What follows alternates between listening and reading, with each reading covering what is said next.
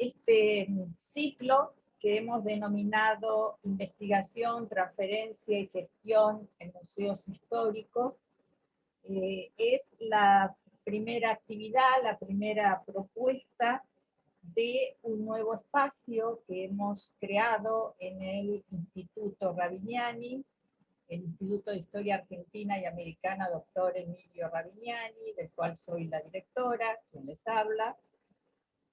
Y este nuevo espacio tuvo el propósito de capitalizar, atesorar, compartir un conjunto de experiencias de historiadores e historiadoras que forman parte del instituto y que han trabajado en la elaboración de contenidos para museos históricos, en particular en los últimos años, en que se reactivó el diálogo entre quienes producen conocimiento historiográfico y quienes gestionan los museos vinculados a la disciplina.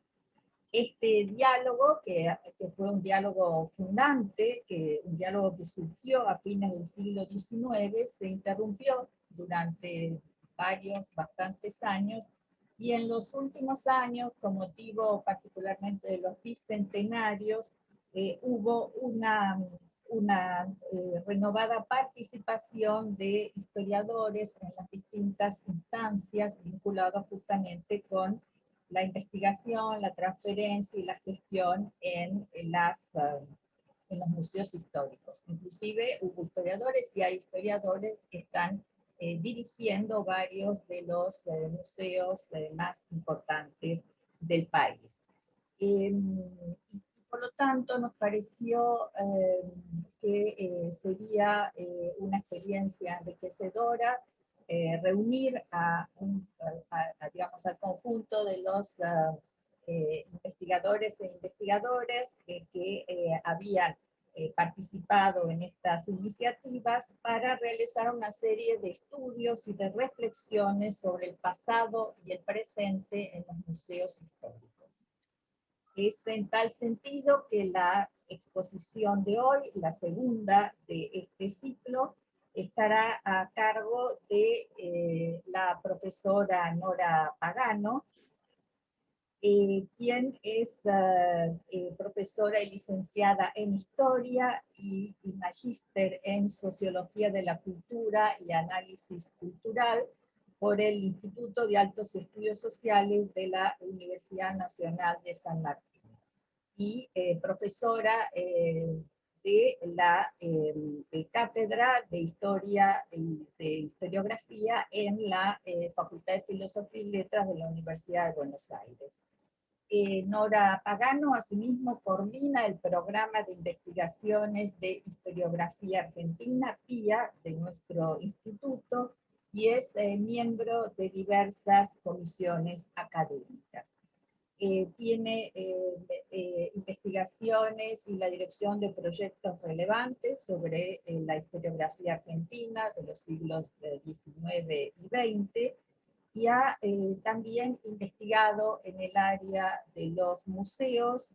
Uno de sus artículos en este sentido más interesantes es el titulado La cultura histórica argentina en una perspectiva comparada, la gestión de la Comisión Nacional de Museos y de Monumentos y Lugares Históricos durante las décadas de 1940 y 1990. La exposición de hoy versará sobre el pasado y el presente de los museos históricos.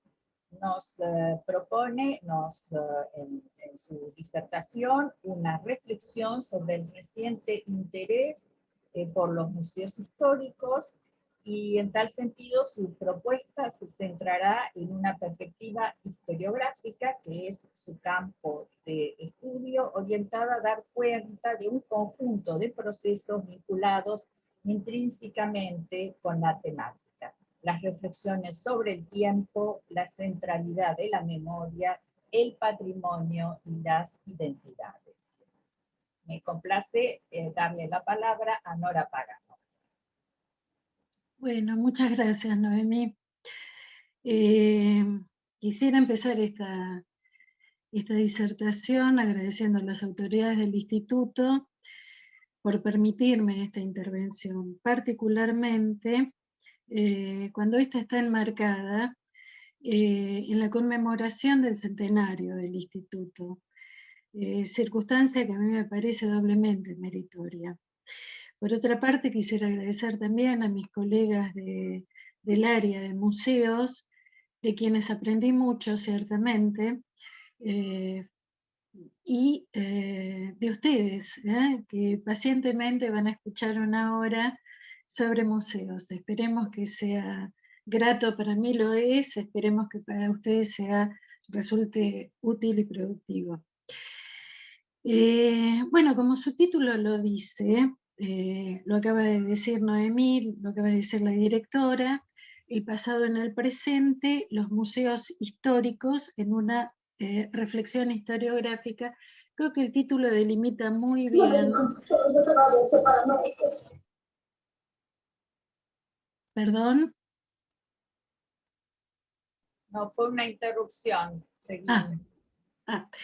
Creo que el título indica muy bien el punto de vista, la perspectiva que va a estar adoptada en esta charla. Es una perspectiva historiográfica que tiene por objeto, como bien se dijo, consultarlo sobre el interés actual sobre los museos en Argentina particularmente y en general, digamos, en Occidente, ¿no? Este furor que hasta esta pandemia, digamos, hasta el 2019 despertó la Noche de los Museos, por ejemplo, que no es una iniciativa que se dio a nivel local solamente, sino a nivel internacional. Esto nos predica de alguna manera, o es un disparador de alguna manera, que nos sirve para entender la centralidad que la institución museística reviste actualmente desde el punto de vista historiográfico. Vamos a intentar en esta charla brindar algunos elementos que nos ayuden a comprender esta centralidad y por qué el objeto museo representa sin duda un territorio historiográfico muy fértil. De modo tal que aquí procuraremos reseñar ciertos procesos que contribuyen a explicar la centralidad que desde el punto de vista historiográfico reviste actualmente el fenómeno museístico. En tal sentido, este texto no aspira a originalidad alguna, sino a reunir una cantidad de escritos, datos, reflexiones, indicios, en la medida que todos ellos iluminan de alguna manera las posibles causas de la emergencia de dicho fenómeno. Con esto quiero decir que presumiblemente ustedes conozcan algunos de los procesos que voy a referir a continuación, pero todos ellos juntos digo que nos sirven para pensar esta emergencia, esta centralidad que está teniendo el tema museos historiográficamente. Para comprender adecuadamente esta propuesta resulta pertinente, en primer lugar, creo yo, explicar la centralidad que desde el punto de vista historiográfico tiene el tema museos, pero en primer lugar voy a apuntar a la dilatación que tiene actualmente el territorio historiográfico. Primigeniamente el tema historiográfico estaba muy centrado, muy limitado a estudiar, qué sé yo, historiadores con sus obras, ¿no? En el sentido más estricto, más angosto del territorio historiográfico. Creo que ese territorio actualmente se ha dilatado y por consiguiente ello autoriza incorporar al análisis temáticas y abordajes que eluden una concepción demasiado restrictiva y escasamente transdisciplinaria de la problemática a indagar.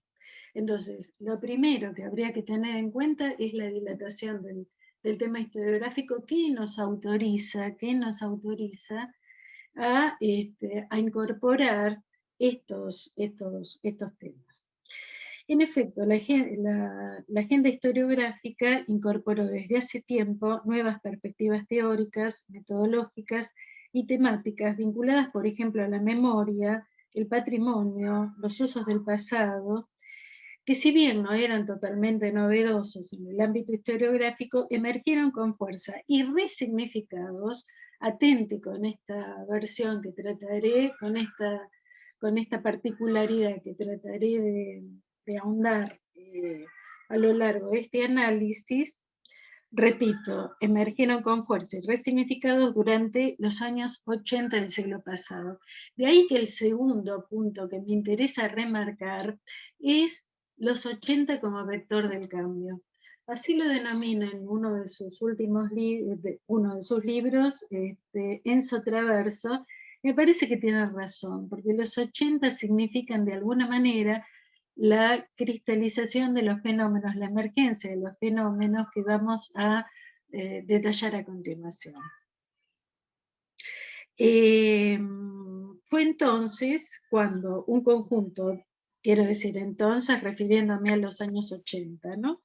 Fue entonces cuando un conjunto de procesos produjeron importantes transformaciones que se verificaron primero a nivel civilizatorio y que se manifestaron luego, no sin mediaciones, al interior de la misma disciplina y en el campo historiográfico finalmente.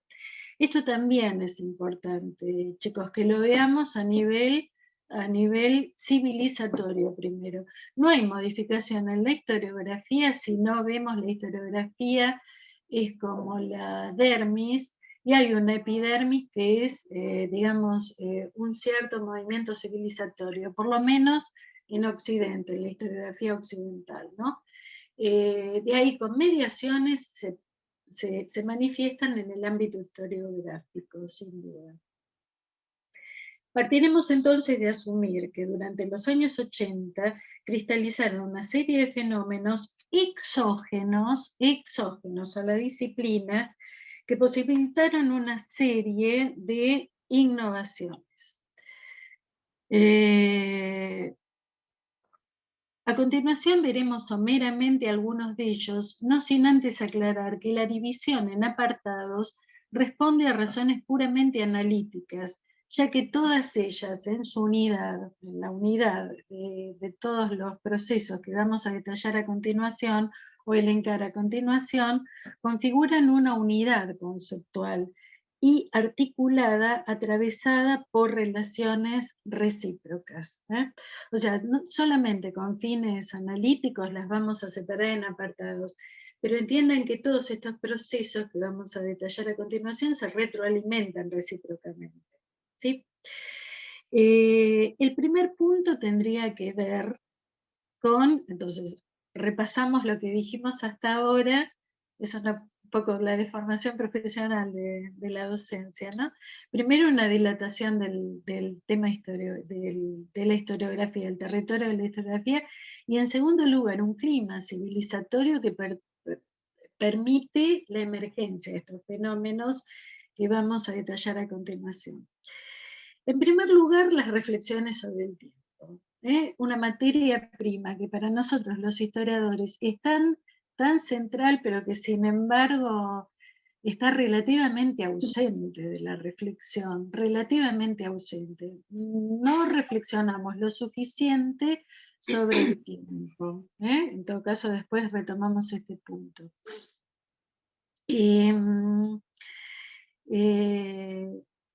En este sentido, yo diría que el cambio de época que se inicia a fines de la década del 80 coincidía con un régimen de historicidad que Hartog, un historiador francés contemporáneo, ha denominado presentismo. Él lo ha denominado presentismo, hay otros intelectuales que lo denominan de distinta manera, presente dilatado, pero en términos generales hablan de la preponderancia, la omnipresencia que tiene el presentismo, precisamente. Se trata de un presente omnipresente, según la expresión de Pierre Nora, que es otro historiador francés contemporáneo, en el cual las condiciones del advenimiento de este presente se vinculaban con un cambio radical en la relación del pasado con el futuro, sobre el cual se sentaba buena parte del proyecto moderno. Recuerden ustedes que el proyecto moderno se asentaba en dos pilares, básicamente. Esta idea de racionalidad y la idea de progreso. Si ustedes se remontan, en el siglo XVIII la modernidad estaba de alguna manera asentada sobre estos dos pilares, ¿sí? Sobre estos dos pilares, que precisamente son los que caen. Por eso hablamos mal, la llamada posmodernidad, ya no es la modernidad ni el proyecto moderno, es la posmodernidad. ¿Qué sucedió a partir de que estos dos pilares van cayendo? Ya no se puede sostener después de las guerras mundiales, de la crisis, de las guerras políticas, de las guerras raciales, no se puede sostener ni la racionalidad ni la idea de progreso. Son dos ideas que caen en la posmodernidad.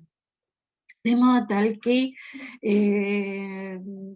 ello se corresponde con una conciencia de oscurecimiento, del porvenir y de un pasado lejano y opaco. Esto no lo digo yo, lo dicen casi todos los historiadores de la época, ¿sí? En todo caso después profundizamos, ¿no?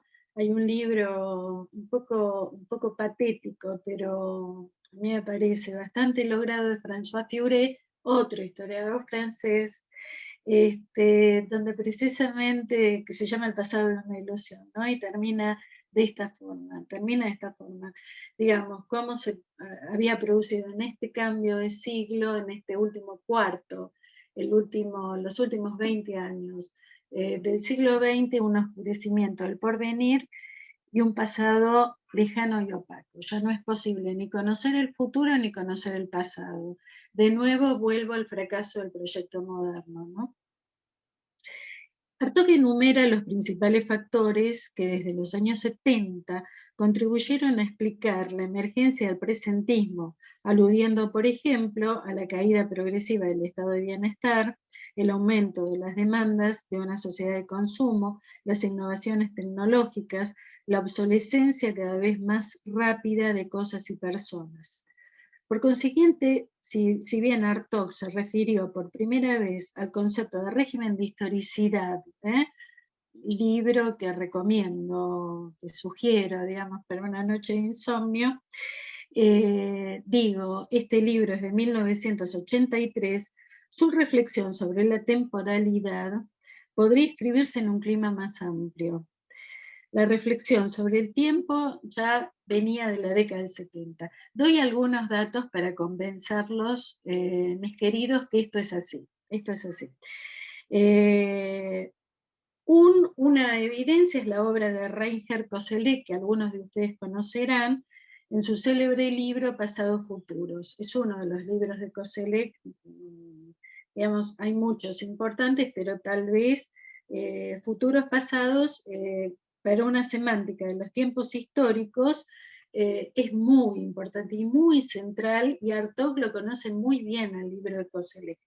La introducción de este libro está fechada en Deerfield en el año 1979, ahí a un paso de los 80, insisto, como vector del cambio. 1977 veía a la luz la primera edición del texto de Jacques Le Goff, el medievalista Le Goff, sobre la memoria. Es otro tema, fíjense cómo están aflorando los temas, ¿no?, que se van a retomar.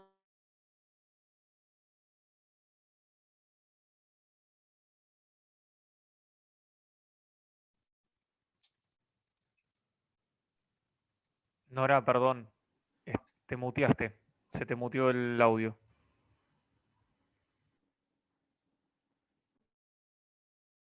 Gracias, muchas gracias. Ahí me escuchan. El siguiente es el texto de Pierre Nora, precisamente, que se llama El retorno al acontecimiento, de 1974, y en 1978, Derrida creó, un historiador francés también, creó el Instituto de Historia del Tiempo Presente, que actualmente tiene mucha vigencia. Ustedes también lo pueden encontrar en internet. El instituto tiene una página de internet bastante importante, que se inauguraba en 1980 bajo su dirección. O sea, estamos rondando la idea de presentismo, la idea de memoria, un régimen de historicidad presentista, ¿sí? Y 4 años más tarde, el instituto iniciaba la edición, va a ser dirigido por Pierre Nora, el área de estudios de historia del tiempo presente, y 4 años más tarde, Pierre Nora iniciaba la edición de su famosa compilación, probablemente ustedes la conozcan, llamado Los Lugares de la Memoria, ¿sí? En 1982, por consiguiente.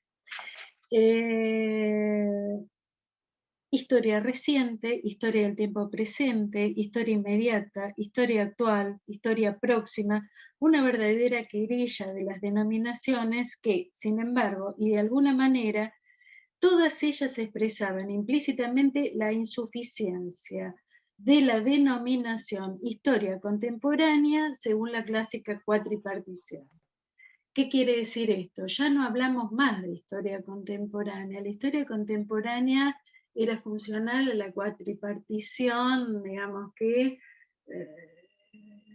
bueno, un poco arbitrariamente, con una cronología marcadamente europeísta, se pensó, digamos, para describir o para dividir a los 4 periodos de la historia: la antigua, la medieval, la moderna y la contemporánea.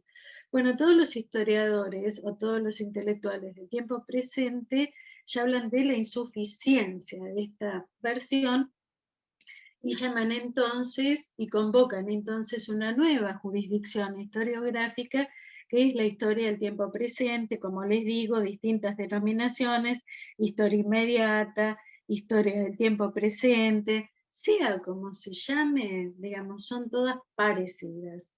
No voy a ahondar en el problema, chicos, en los énfasis que llevan las distintas denominaciones. Nosotros en nuestro medio la conocemos por historia reciente, pero quiero decir que no es en todos los sitios donde se aplicó este campo historiográfico que se llama de la misma manera. La historia del tiempo presente, digo, es bastante interesante. En todo caso, si a algunos les interesa, podríamos profundizar sobre eso, aunque no voy a hacerlo porque no es el motivo de esta charla, pero tengan presente esta emergencia, ¿no? En cualquier caso, y más allá de las diferencias, digamos, esta emergencia de historia del tiempo presente, digamos, diferenciaba el pasado histórico, generalmente el objeto historiográfico pasado histórico, del pasado reciente, ¿sí? Y justificaba con eso esta emergencia de la historia del tiempo presente. En este contexto, el testimonio, la memoria, se fueron imponiendo en el espacio público y en la historiografía. Ello se vincula con el ascenso del actor como mecanismo explicativo de la acción en detrimento de las estructuras. Ustedes se acuerdan que por lo menos hasta los años 70,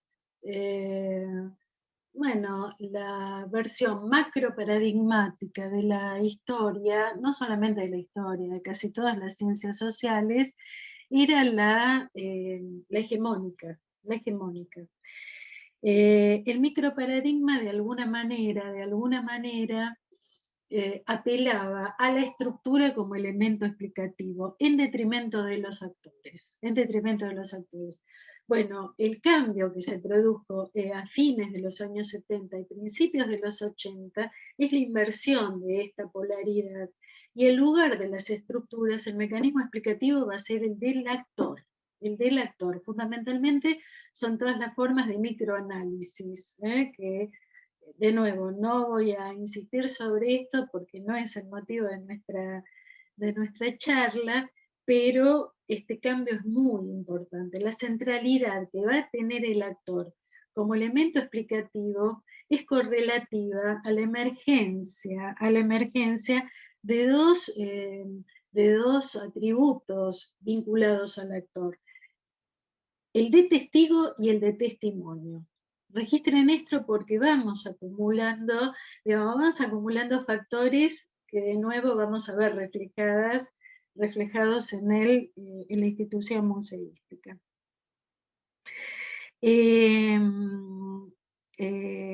¿Por qué? Porque el actor, de alguna manera, y como lo vamos a utilizar acá, predica a favor de la centralidad de la figura del testigo y de su testimonio. Esto puede leerse como un indicador de la correlativa valorización de la subjetividad frente a la historia estructural que se pensaba a sí misma como objetiva, ¿no? Yo siempre le digo a mis estudiantes, ¿no? Nosotros investimos la realidad con nuestra mirada o la realidad existe independientemente de nuestra mirada, ¿sí? Esto es una de las grandes, ¿no? En un caso tendríamos, digamos, una idea de subjetividad y en otro caso de objetividad, ¿sí? ¿Hasta qué punto la ciencia moderna, entre ellas la ciencia histórica, estuvo teñida por esta polémica de objetividad, de búsqueda de la objetividad, y hoy por hoy la valorización de la subjetividad, o las dos juntas, que acaso veremos? Pero por mucho tiempo la historia de la historiografía, digamos, se basculó entre la búsqueda de objetividad y de cientificidad y la valorización de la subjetividad. Yo ahí veo una puerta, a lo mejor no es una puerta, es una ventana, pero yo veo una puerta. Y este testimonio es tan valioso como otros. Los testimonios no tienen ni verdad ni falsedad. Es una mirada, es una mirada. El tercer punto que a mí me gustaría afrontar es el de la memoria. Este nuevo género historiográfico, me estoy refiriendo a la historia reciente, encuentra en la memoria, asociada al testigo y al testimonio, uno de sus ejes. Efectivamente, una de las derivas más evidentes del cambio de coyuntura intelectual ha sido la consagración de la memoria, su globalización y su circulación en el espacio público. Atenti con esto porque lo vamos a retomar también en este objetivo que nos hemos impuesto en esta charla, que es tratar de explicar la centralidad que los museos tienen actualmente. Repito, la consagración de la memoria, su globalización y su circulación en el espacio público. Esto es muy importante, esto último es muy importante por lo que veremos a continuación. Como se afirmara, la memoria es, en primer lugar, un fenómeno que se conjuga en el presente, ¿sí? Esto lo dice Elizabeth Schellin, una socióloga argentina, y es muy importante. La memoria siempre se hace desde el hoy para atrás. Nosotros recordamos, rememoramos desde el hoy para atrás. Y este espesor temporal es el que produce los cambios, que es lo políticamente correcto decir hoy. No me voy a meter también con tampoco con la memoria, que fue objeto historiográfico. En algún lugar escribí desde los History Workshops, desde la historia oral, la primera prensa de historia oral, o la historia cotidiana alemana, o digamos, todas las formas que podemos rescatar de la memoria. Desde fines de la década del 80, la memoria ha pasado a convertirse en objeto de reflexión por parte de los historiadores, y no solo de los historiadores, aun cuando puedan rastrearse notables prefiguraciones. Digo esto porque el tema de la memoria apareció con anterioridad, pero sometida, como digo siempre, a los cánones del estructuralismo de la historia estructural. Es una constatación que el término memoria se usa cada vez más que el término historia, ya que si el término historia en el espacio público circula muy poco, y esto es una verificación que luego retomaremos, que ahora dejo picando, ¿sí? Pero se usa más el término memoria que historia. Esto también predica y nos habla un poquitito de la centralidad de esta cuestión. ¿Acaso será porque ambas, tanto historia como memoria, remiten a la clásica imagen de huella, de indicio? Sin embargo, existen entre la historia y la memoria varias diferencias que ustedes sabrán, por lo menos los que se dedican a estos temas, los historiadores, las sabemos muy bien. La memoria es una representación mental del pasado que no mantiene con este, sino una relación parcial. Puede definirse como la presencia o el presente del pasado. Por eso esta ponencia se llama de esta manera, ¿no? El presente en el pasado. Una presencia reconstruida o reconstituida. La historia de los historiadores, a diferencia de la memoria, es un proceso de conocimiento, Lo que nosotros procuramos hacer con nuestra disciplina lo enmarcamos dentro de un paradigma científico desde el punto de vista que se trata de un proceso de conocimiento. Y resulta de la voluntad de saber, obedece a protocolos y postulados y se fundamenta en procedimientos de establecimiento de pruebas verificables y por tanto eventualmente refutables. Pero ambas, tanto la historia como la memoria, son dos maneras de tender, atención, de tender un puente entre el pasado y el presente. Así lo dice un historiador francés en el 2007. La memoria y la historia siempre estuvieron vinculadas, es otro factor también para tomarlas como casi sinónimo, La memoria y la historia, a pesar de que son, desde mi punto de vista, ustedes pueden contraargumentar todo lo que quieren, pero desde mi punto de vista son distintas. Pero algunos intelectuales las toman como sinónimo. Les recuerdo solamente una nota de Ralph Samuel, un historiador británico que murió hace muy poco tiempo, vinculado con la experiencia de la New Left inglesa, de los History Workshops, etcétera, etcétera, etcétera, que tiene un texto que a continuación vamos a referir, que se llama Teatros de la Memoria. Teatros de la Memoria. Fíjense ustedes la centralidad que estos temas están teniendo para esta gente. Les decía que Ralph Samuel tiene una referencia, a mi juicio, bastante exquisita. Lo que dice Ralph Samuel es esto, que la memoria, voy a leer textualmente, era una diosa, la diosa de la memoria llamada Mnemosyne, ¿sí? Era también la diosa de la sabiduría y la madre de todas las musas, ¿sí? Concebidas con Zeus. Tuvo nueve vástagos, esta relación entre Zeus y la diosa de la memoria. Y por consiguiente, Mnemosyne es la madre de la historia. La madre de la historia, porque una de las 9 musas fue Clío. Y Clío es la diosa de la historia, ¿sí? O sea que la madre, la memoria, la madre memoria tuvo una hija llamada Historia, ¿sí?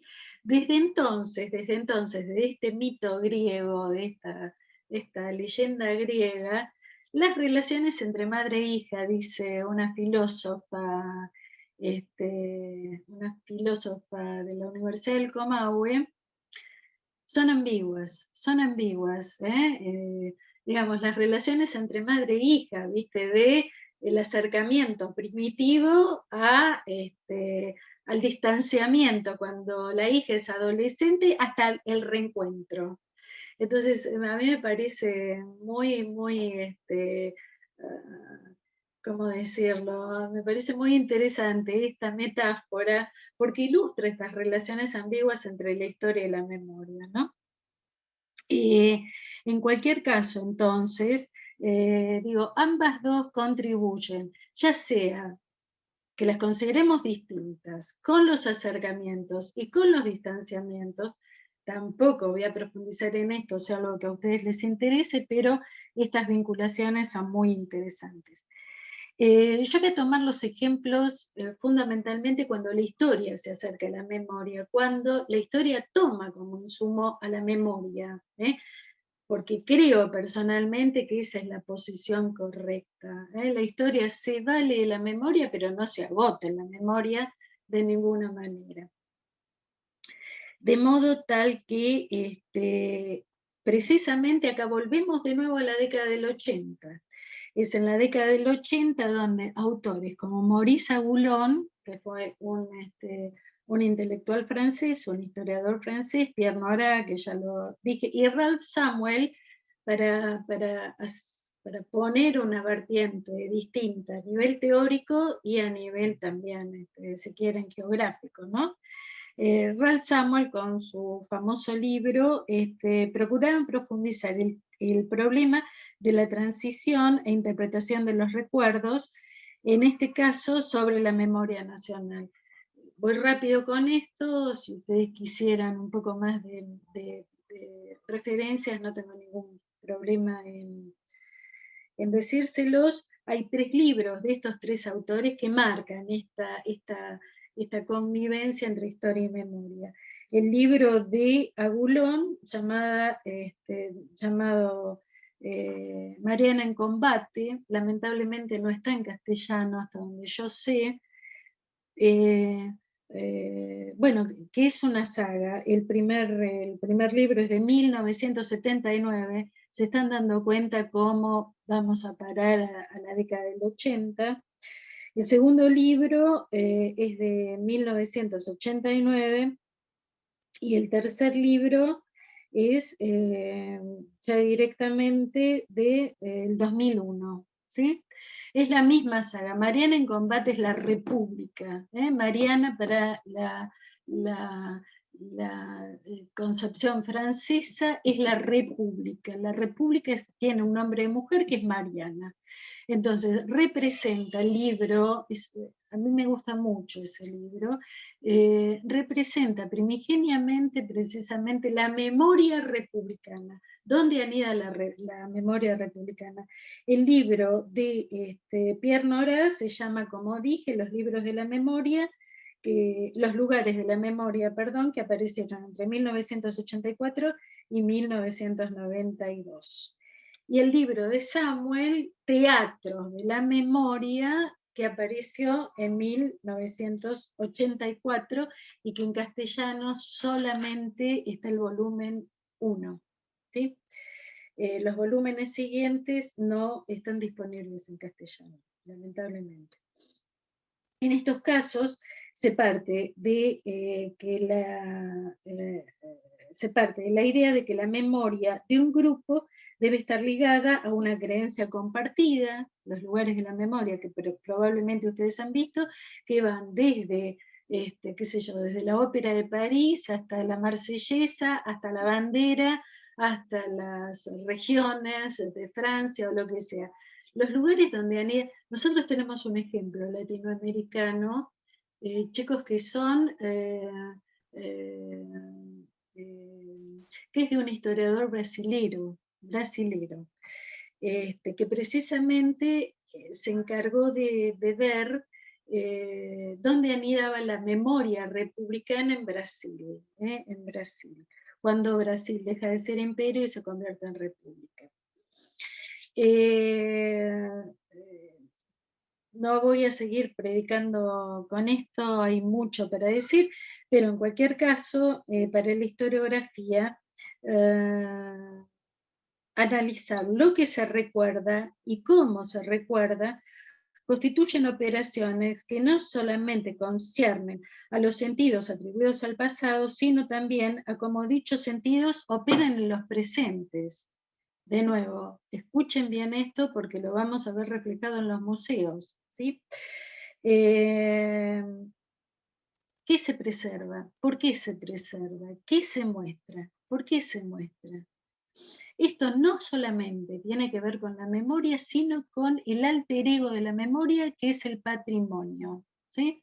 Yo particularmente me dedico a hacer patrimonio, ¿sí? Entre los cuales, por supuesto, los museos son una pieza muy importante. El patrimonio histórico, como decíamos, es el alter ego de la memoria, sea manifestándose como interrogante, afirmándose como deber o reivindicándose como derecho. La memoria y el patrimonio valen en un mismo movimiento como respuesta al presentismo, ¿sí? Están intrínsecamente vinculados al presentismo. Intrínsecamente vinculados al presentismo porque el presentismo parte de ese presupuesto sobre un oscurecimiento del pasado y del futuro, un pasado y un futuro opaco. Entonces hay que preservar, hay que tener patrimonio para recordar, para posibilitar el recuerdo, hay que salvarlo del olvido. Ustedes recuerdan que la memoria es la dialéctica del olvido y del recuerdo. Generalmente estudiamos por memoria todo lo que se recuerda, pero también es muy significativo estudiar lo que se olvida. No los voy a aburrir con esto, pero hay toda una agenda historiográfica destinada a estudiar más los olvidos que los recuerdos, porque todo recuerdo implica dejar el algo en penumbras, no iluminar eso. Y hay quien dice que hay una administración de olvidos importante, ¿sí? Solamente se pone como polo positivo el recuerdo. El patrimonio permite definir menos lo que uno posee que lo que uno tiene, ¿sí?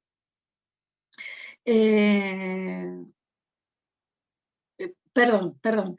El patrimonio permite definir menos lo que uno posee o lo que uno tiene que circunscribir lo que no es, ¿sí? El patrimonio es también aquello que define lo que somos en la actualidad y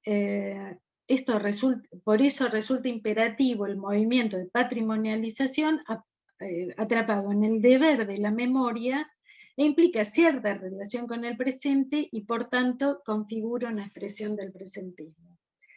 Actualmente, la ardiente obligación del patrimonio histórico con sus exigencias de conservación, de conmemoración, se añade el deber de la memoria. Vayan registrando los conceptos, patrimonio, memoria, presentismo, factores que llevaron a Revel, François Revel, es un historiador francés, hoy cito a todos los historiadores franceses, un historiador contemporáneo, bueno, Revel en un artículo bastante interesante habla de la fábrica del patrimonio, ¿no? Este es otro término que tampoco vamos a poder abarcar en esta charla, pero hace referencia a que el patrimonio obedece a las razones que les estoy exponiendo, pero hablar de fábrica del patrimonio implica también verle la parte del patrimonio más usufructuaria, digamos, la parte más comercial, renglón que no vamos a ver acá. También los museos los podríamos poner en ese renglón, ¿no? No estudiarlos como instituciones de memoria o de lo que vamos a ver, sino ponerlos como instituciones que también tienen su costado turístico, su costado comercial, su costado más, más usufructuario, si quieren. Les decía entonces la consideración del patrimonio. Cuarta consideración, de nuevo, para explicar la centralidad actual de los museos desde el punto de vista historiográfico, que tiene que ver con los usos públicos del patrimonio. ¿Perdón? No, está bien. Sigo hablando, hasta que me tacleen yo sigo hablando. Yo les decía, bueno, voy a tratar de ir más rápido con esto porque si no no voy a llegar al final de la exposición. Los usos públicos del pasado tiene que ver con el debate de los historiadores alemanes, poco conocido en el medio local, pero muy importante. Un debate que, de nuevo, ¿cuándo se empezó a dar? En la década del 80. En 1986. Fueron 5 debates, pero Habermas, ustedes saben que Habermas fue un retoño de la Escuela de Frankfurt, la última generación de la Escuela de Frankfurt. Bueno, habló precisamente de los usos públicos de el pasado o de la historia, como lo quieran llamar. Entre estos usos, el político es el más importante, ¿no? Sintéticamente expresado, los usos políticos del pasado distinguen el tratamiento propiamente historiográfico del pasado por parte de sus especialistas de su utilización en el espacio público y en la esfera pública. Atenti con esto y las exposiciones de los museos. ¿Sí? Bueno, esto fue muy trabajado por el profesor Chiaramonte, ¿sí? Muy trabajado en un texto que no sé si está en castellano, precisamente de Hartog y de Rebel. Fíjense la convergencia de estos historiadores con intereses similares. Actualmente se verifica la existencia de una cada vez más potente sociedad mediática sobre la cual se depositan demandas del pasado. Esta situación no hace más que confirmar la funcionalidad e instrumentalidad de los usos del pasado, así como la construcción de memorias, aún el conflicto entre las mismas, producidas en el debate público. ¿Hasta qué punto el conflicto entre memorias? Yo quisiera que ustedes comprendan o piensen al menos que la memoria no es un electroencefalograma plano, que hay conflictos, hay memorias en pugna. Entonces, ¿por qué se impone una sobre la otra? Trataremos de dar una clave acerca de eso. Y finalmente, estoy abreviando mucho la exposición, un campo que en nuestro medio no sé si está muy transitado, pero sí hay maestrías en otros contextos, hay maestrías sobre esto, que es el término cultura histórica. Quiero decir, el tema de la memoria, el tema de los usos públicos del pasado, el tema del patrimonio, el tema del presentismo, está abordado en el término cultura histórica, ¿sí? Que también ustedes pueden visitar las páginas de internet correspondientes a esto, si quieren, en otra noche de insomnio, porque de alguna manera sintetiza todo lo que de lo que venimos hablando, ¿no?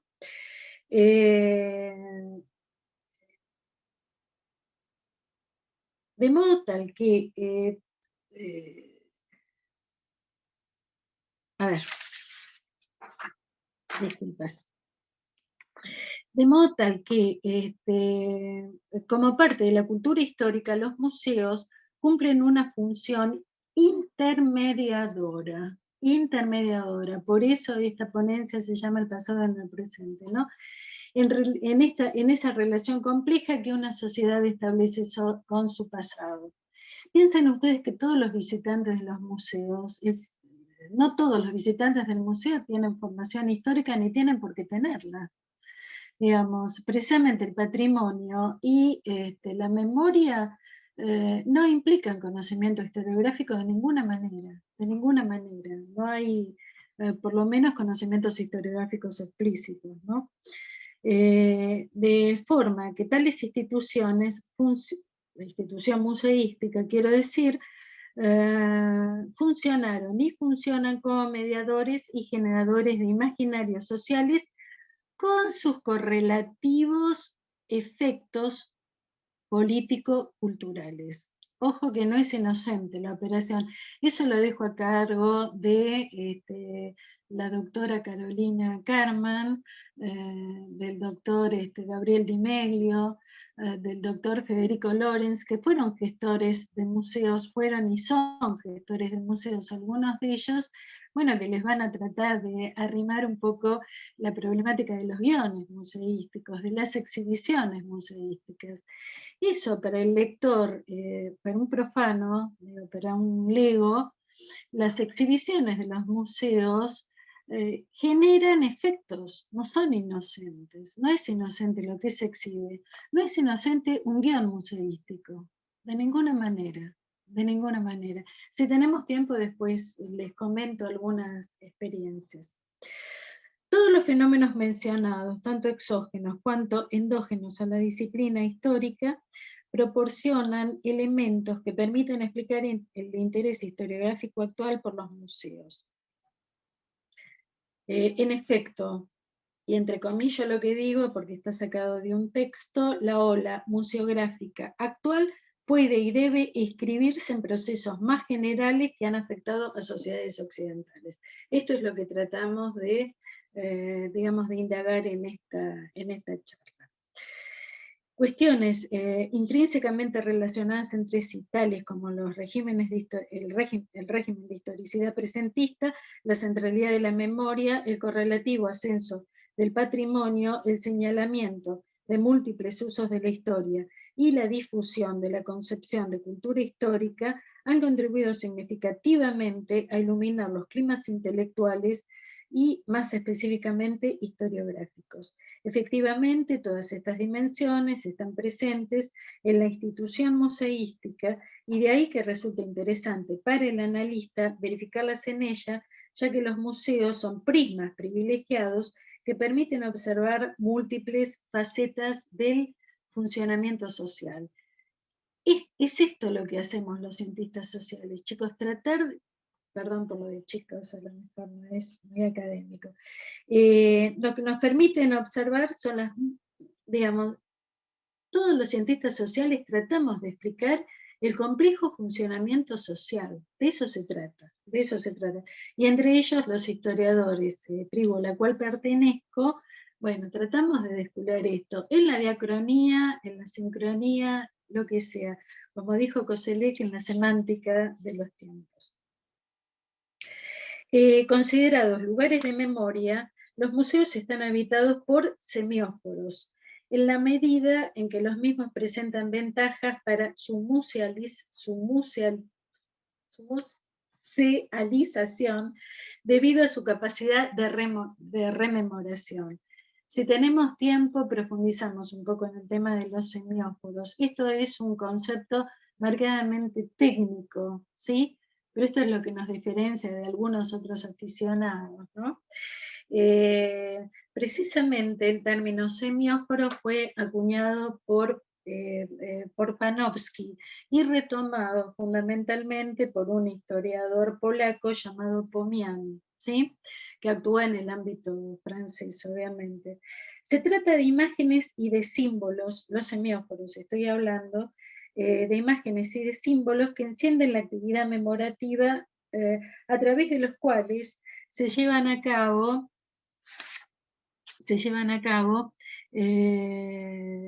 una cantidad de operaciones. No son narraciones en sí mismas, pero encienden las narraciones.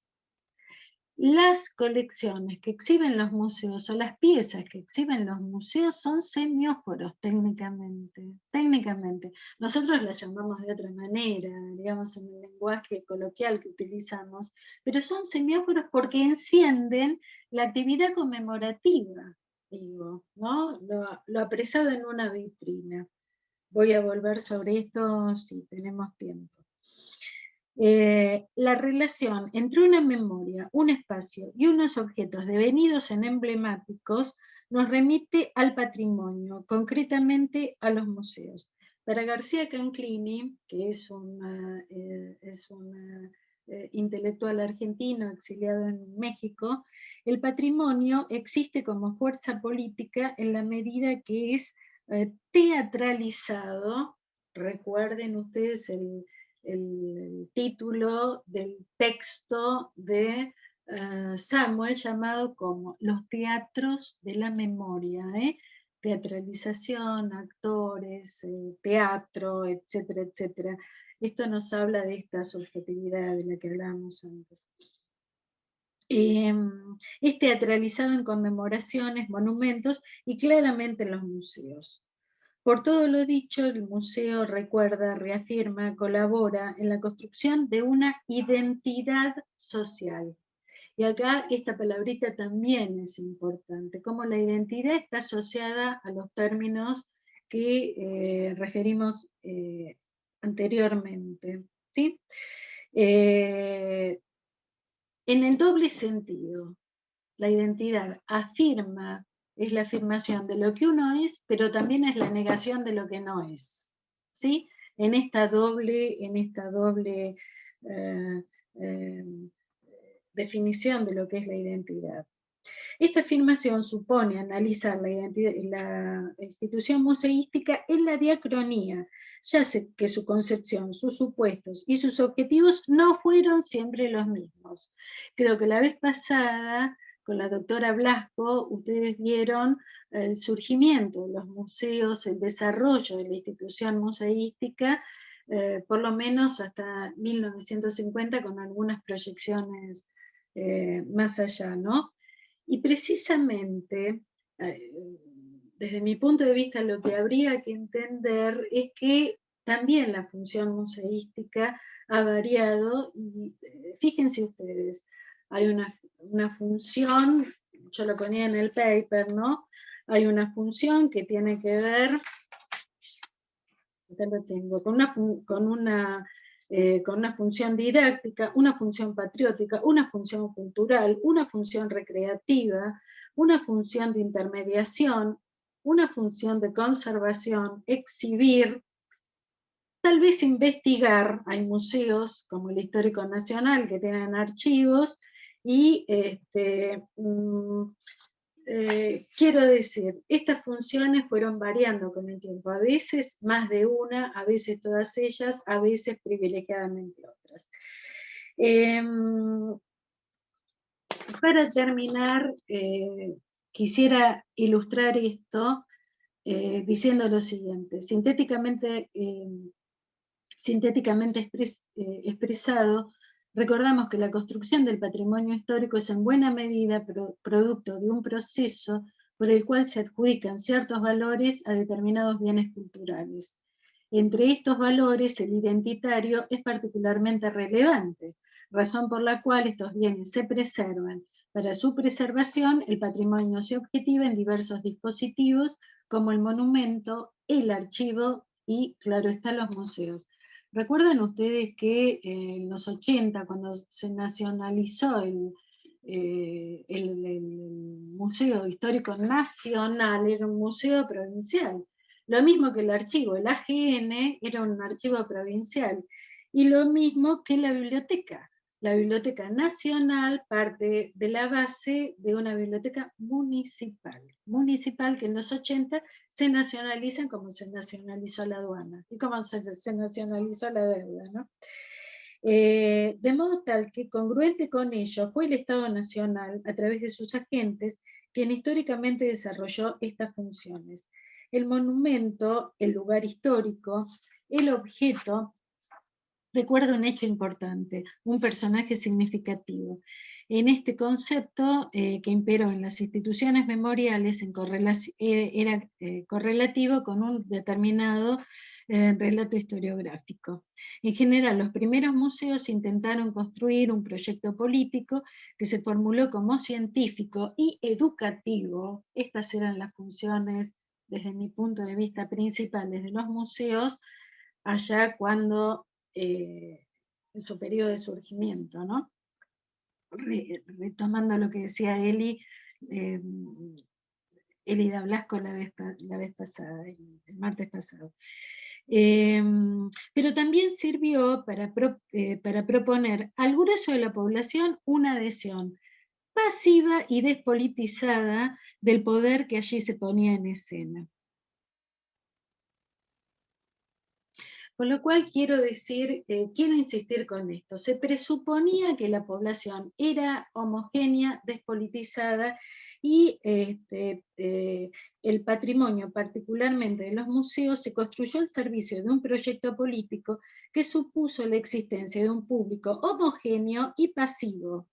de un proceso selectivo en el cual los conflictos se encontraban virtualmente ausentes. Predominó una noción de patrimonio en cuanto a conjunto de bienes estables y con valores y sentidos fijados de una vez y para siempre, centrados en la tradición.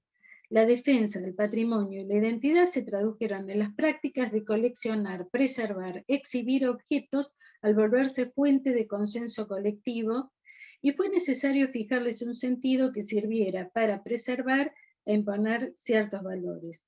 Esa identidad pudo lograrse, y esto es interesante de pensar, a mí me parece que hay que pensarlo, estos cambios. ¿Por qué? Porque esa identidad pudo lograrse mediante la imposición, la articulación, la negación o el desplazamiento de memorias parciales. Sin embargo, una memoria pública oficial se impuso, cuyo objetivo fue suprimir las diferencias y crear una sociedad uniforme. Piensen ustedes la inmigración masiva, las derivas de esta inmigración masiva, una sociedad este mosaico, no hay crisol de razas, sino pluralismo cultural, ¿no? Bueno, el museo tradicionalmente en sus orígenes pisoteó estas diversas identidades imponiendo solamente una. La superación del sentido esencialmente pedagógico de la historia resultó correlativo con el ascenso de culturas y subculturas distintas que, entre otras cosas, llevaron a relativizar valores tradicionales o a procurar conjurar estos con otros y operar el deslizamiento sumamente significativo que va de lo histórico a lo cultural. Hoy lo que tenemos en nuestra sociedad son memorias distintas, lo que hemos definido con memorias en pugna.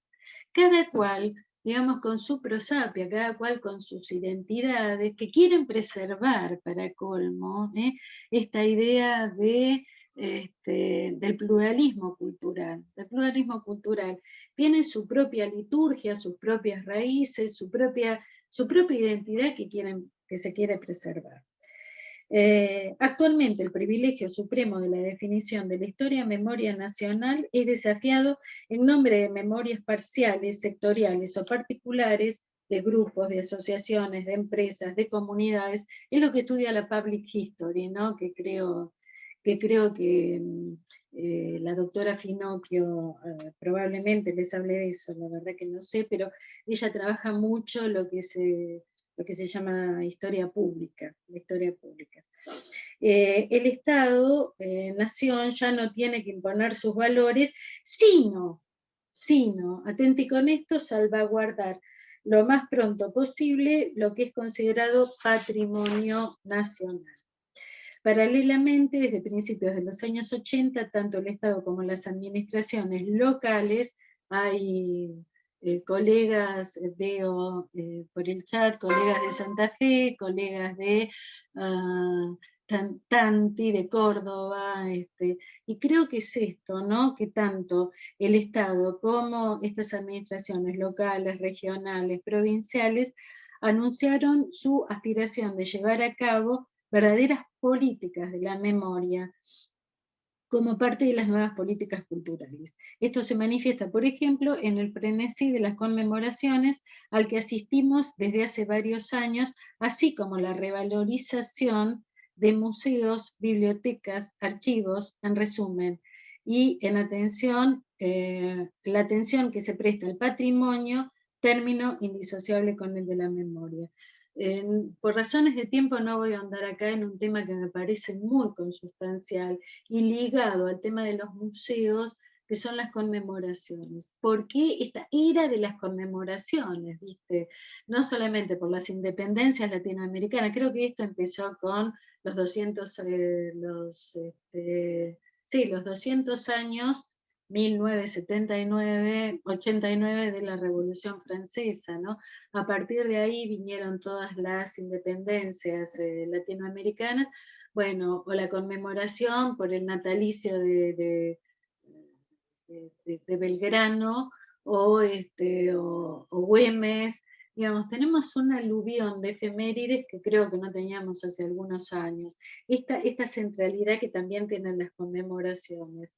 Y para el cientista social, chicos, es muy importante el tema de las conmemoraciones por lo que decíamos antes. El movimiento de la memoria siempre es del hoy para atrás. Entonces es importante para ver esa dinámica social estudiar las conmemoraciones, cómo se recuerda. No se recuerda exactamente cómo fue, pero esto nos habla más del presente que del pasado.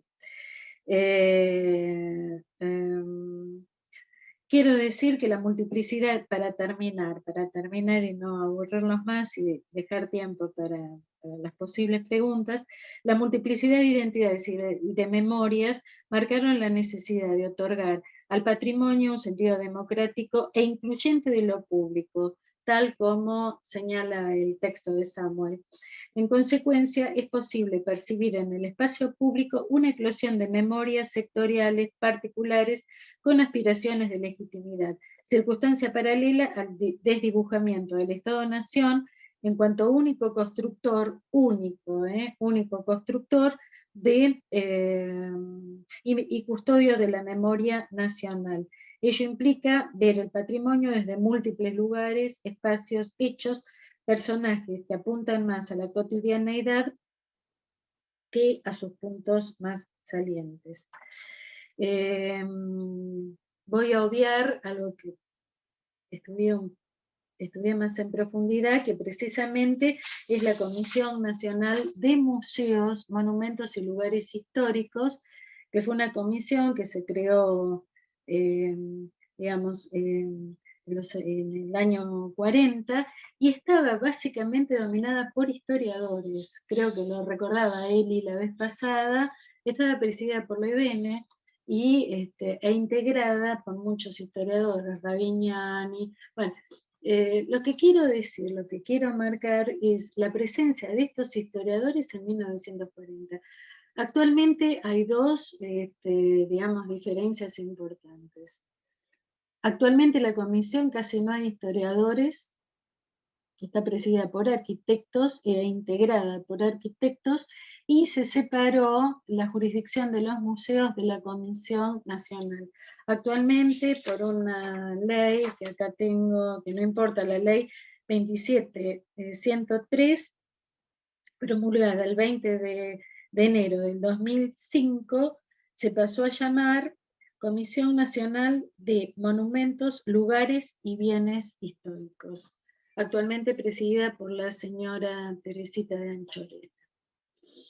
Esto también, también habla y predica sobre esto que estoy tratando de mostrarles a ustedes, precisamente cómo los museos se autonomizaron de la comisión, que por mucho tiempo los albergó dentro de su jurisdicción museos, y pasan a depender los museos no de la Secretaría de Instrucción Pública, como era en tiempos en que se creó la Comisión Nacional, sino pasa a depender de cultura. Este deslizamiento de lo histórico a lo cultural. A mí me parece muy importante y muy prolífico, y si tenemos tiempo lo profundizamos. Quiero decir, este deslizamiento del museo, que es más un lugar de memoria que, digamos, ninguna institución histórica, es importante, y este deslizamiento hacia lo cultural. Cantidad de actividades culturales, no solamente históricas. Para finalizar, y ahora sí termino, bueno, Castilla, que es uno de los que, Américo Castilla, que estudió mucho la institución museística desde una perspectiva un poco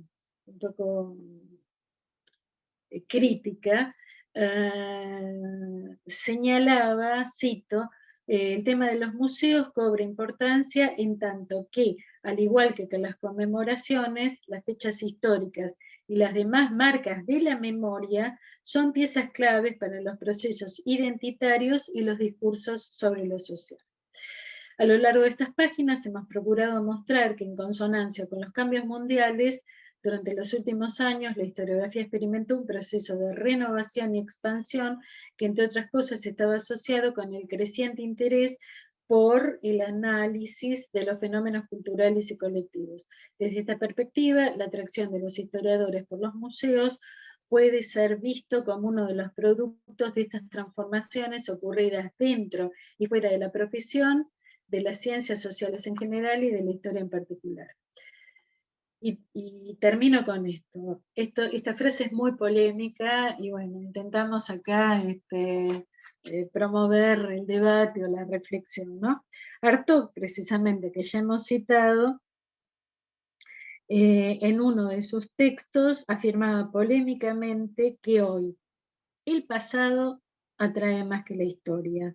En los museos, la presencia del pasado, sus múltiples dimensiones, parece ocupar un papel significativo. Y es que los museos son excelentes miradores para contribuir a la intelección del complejo mundo de lo social, finalidad central de la institución historiográfica. Les agradezco mucho el haberme tolerado por el espacio de este tiempo y bueno, si quieren formular algunas preguntas, con mucho gusto las voy a intentar contestar. Muchas gracias, Nora. Invitamos a todos y todas a formular sus preguntas o comentarios a través de los chats, el chat de Zoom y el chat de YouTube, que tenemos también allí a asistentes.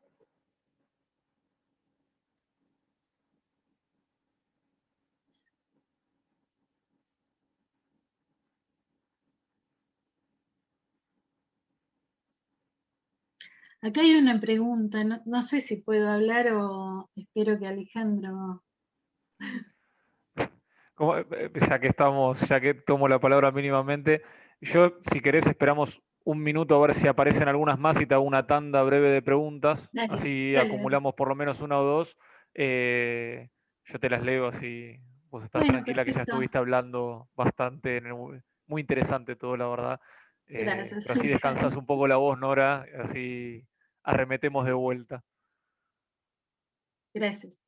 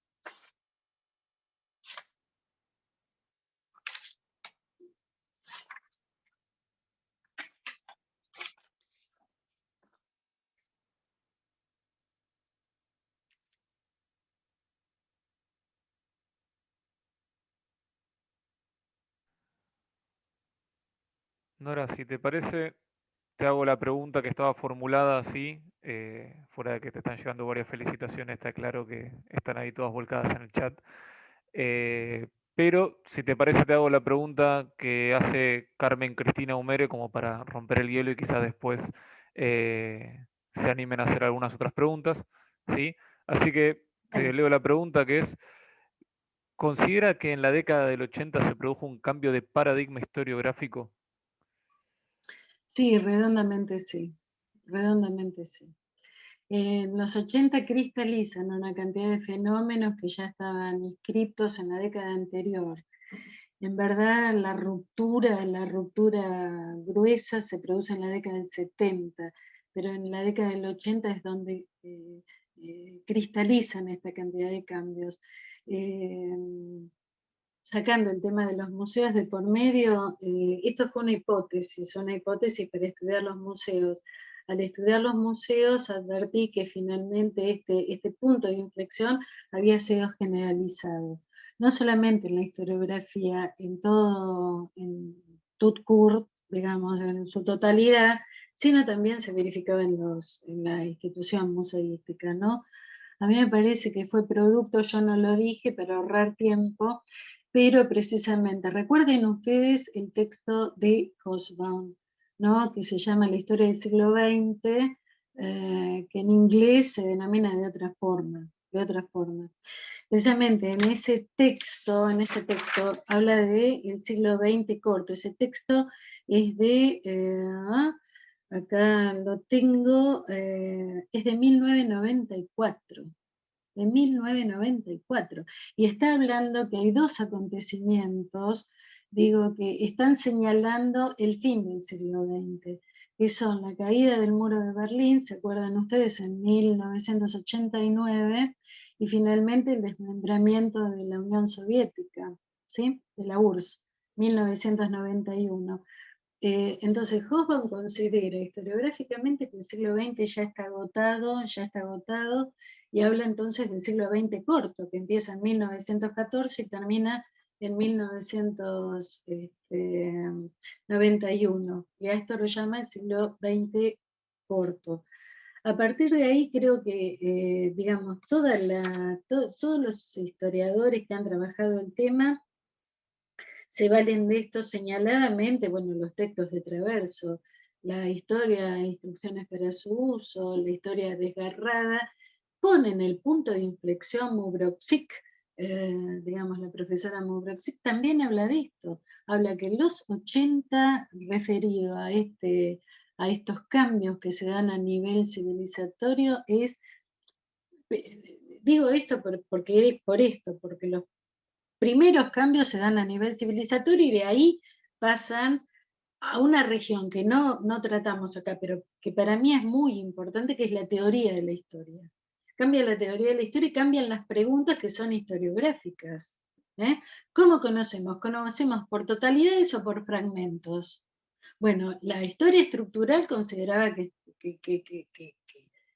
conocíamos totalidades, de ahí las estructuras. ¿Se acuerdan? Brodel y su megalomanía sobre las estructuras.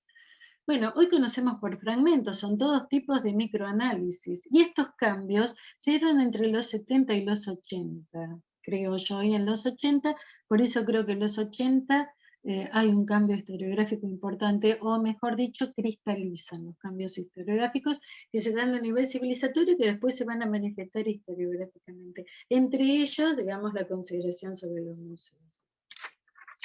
Perdón, Alejandra, no sé si te contesté, vos decime, Elena. No era hacia mí, pero sí, creo que le contestaste a Carmen Cristina Humere. Ahora, a Carmen, no sé, Carmen, si no, repreguntada tranquilamente, que ahora que... cállate la boca. No, ahora que evidentemente se rompió el hielo, aparecieron más preguntas, así que te voy pasando si querés. Si querés te paso dos preguntas, respondés y después seguimos, ¿sí?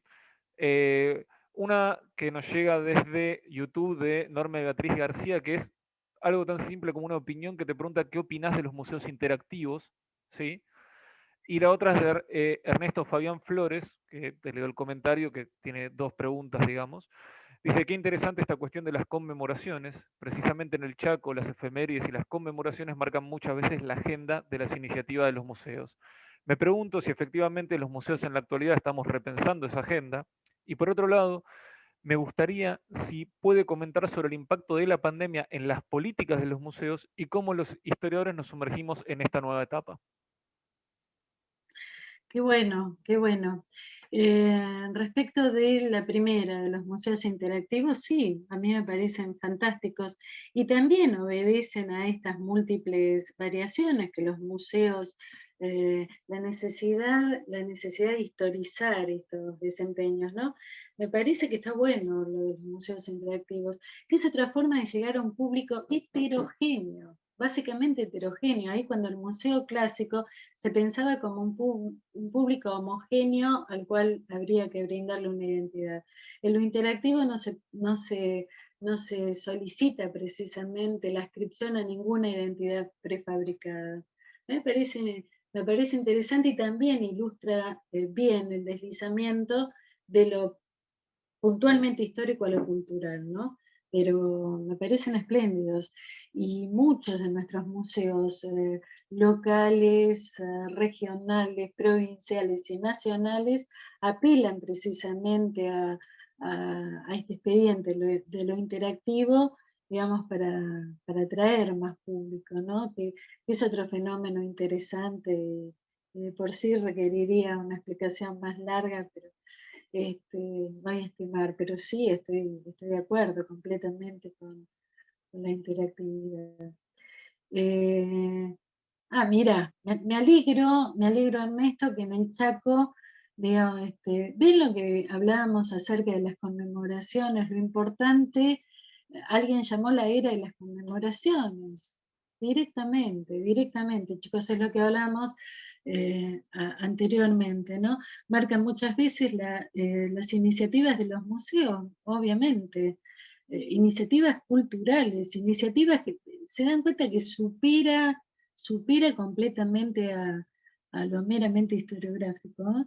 Me pregunto si efectivamente los museos en la actualidad estamos repensando esa agenda. Yo la verdad que no sé, porque no me dedico a gestionar museos, solamente a estudiarlos como, digamos, fuentes que pueden ilustrar ese complejo funcionamiento de lo social, nada más.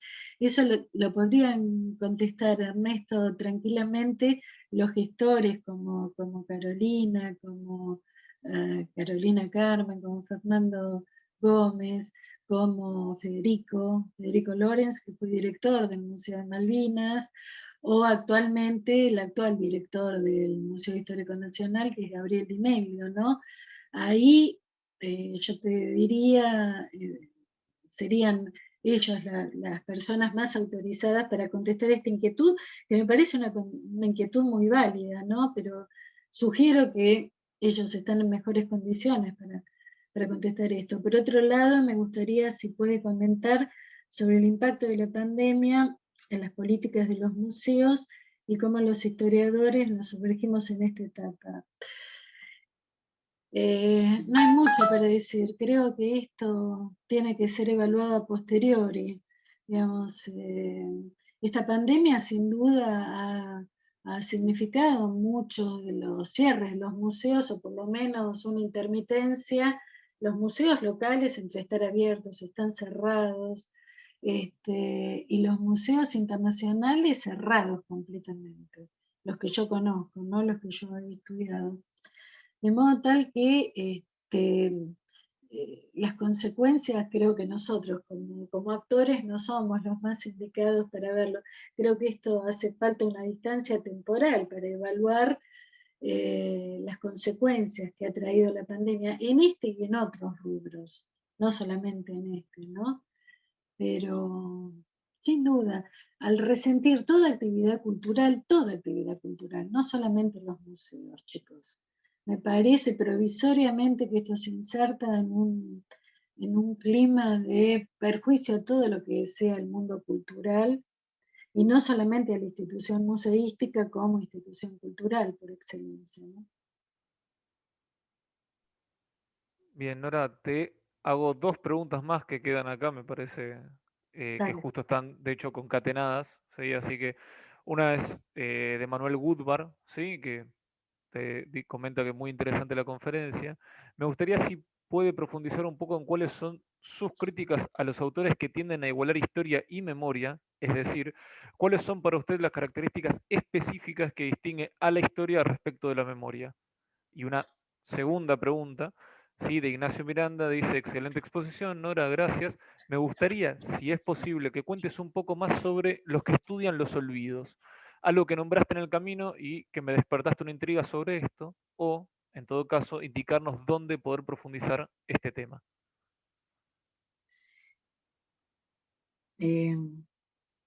A ver, historia y memoria, creo que Manuel lo dijimos rápidamente a lo largo de la charla. La historia es una disciplina científica, entre comillas lo que digo, ¿no? Científica. En todo caso es una operación de conocimiento que tiene sus reglas, tiene sus convenciones disciplinarias.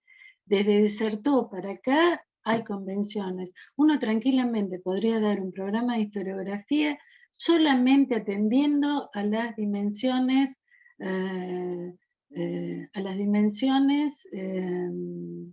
las convenciones, a las convenciones disciplinarias que regieron históricamente. Las convenciones que tenemos hoy día no son las convenciones que existían hace 100 años o 200 años. Quiero decir que existe un núcleo duro de la historia, que la historia se hace con fuentes y las fuentes se confrontan. Este es el núcleo duro. Por lo demás, por todo lo demás, las convenciones fueron cambiando. Cambió el estatuto de las fuentes. Antes eran solamente documentos escritos y fuentes emanadas del Estado. Ahora, por eso el formato tradicional de la historia fue la historia política, la historia militar, la historia diplomática, todo, ¿por qué? Porque eran fuentes estatales en época de Mitre, digamos, de la historia erudita. Ahora lo que tenemos son fuentes iconográficas, fuentes orales, ¿sí? Hay una poderosa historia oral, además. Y una poderosa historia iconográfica, una historia contada por fuentes iconográficas, quiero decir. De modo tal que las convenciones fueron cambiando, pero en la historia existen convenciones y nosotros, los historiadores, tenemos obligación de ponerlas en nuestros textos. No tiene obligación el literato. Hay un texto que a mí me gusta mucho, que se llama Las Memorias de Adriano. Su autora es una literata que pertenece a la Academia Francesa de Letras. No está obligada a poner sus fuentes, a pesar de que usó fuentes de la época del emperador Adriano, moneda, bueno, no importa. No está obligada a ponerlas en el texto. Pero nosotros sí que estamos obligados a poner AGN, estante tanto, legajo tanto, qué sé yo, ¿de dónde sacamos nuestras fuentes? Entonces creo que la historia tiene convenciones disciplinarias que digamos, que implica una operación de conocimiento destinada a la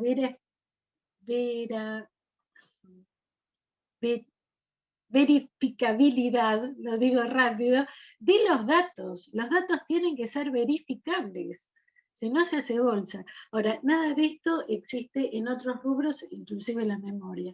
La memoria es una fuente de la historia, pero no es sinónimo de historia.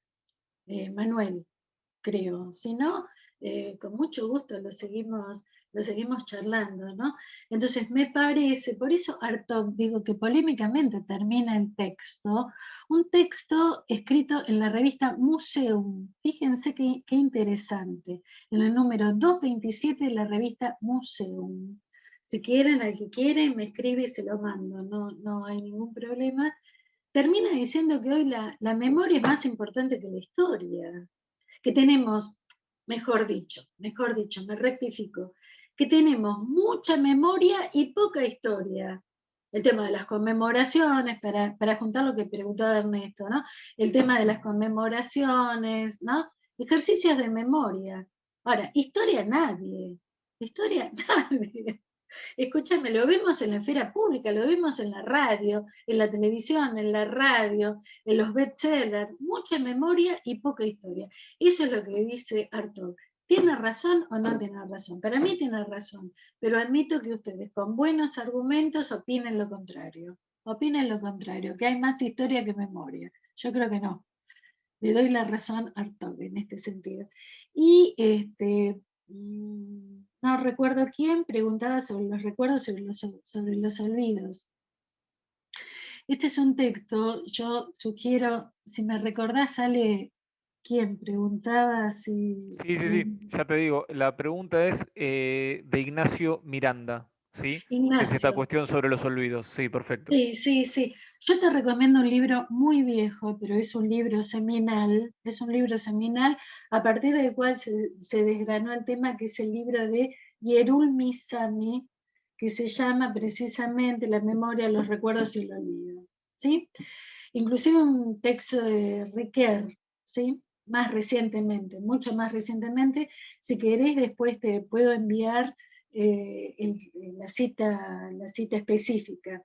Pero el texto de Yerulmi Sami fue uno de los primeros, y precisamente vos sabés que creo que la primera versión de ese texto es de los 80, para seguir abonando como los 80 es el vector del cambio, ¿no? donde habla acerca de que la memoria es la dialéctica de los recuerdos y de los olvidos. Nosotros más directamente tenemos la versión de que la memoria son solo recuerdos, lo que uno recuerda. No, son los olvidos. Y hay quien dice, creo que es el mismo Yerun Misami, que dice, no se estudian los olvidos. Hoy historiográficamente se está estudiando más lo que se olvida, lo que no se consigna, que lo que se recuerda, porque al recordar, creo que lo dijimos a lo largo de la charla, vos estás iluminando cierta cosa y discúlpenme porque yo no gestiono un museo, yo solamente soy una opinadora, ¿no? Para mí son objeto de estudio, pero no gestiono museo. No quisiera estar en los zapatos de Carolina, ni en los zapatos de Federico, ni en los zapatos de Gabriel en este sentido. Creo que debe ser muy difícil. Un semióforo en un museo, ahora les hablo con propiedad, esas exhibiciones se llaman semióforos, según Pomian y según Panofsky, son semióforos. Al poner un objeto, vos estás ocultando otros. Estás ocultando otros.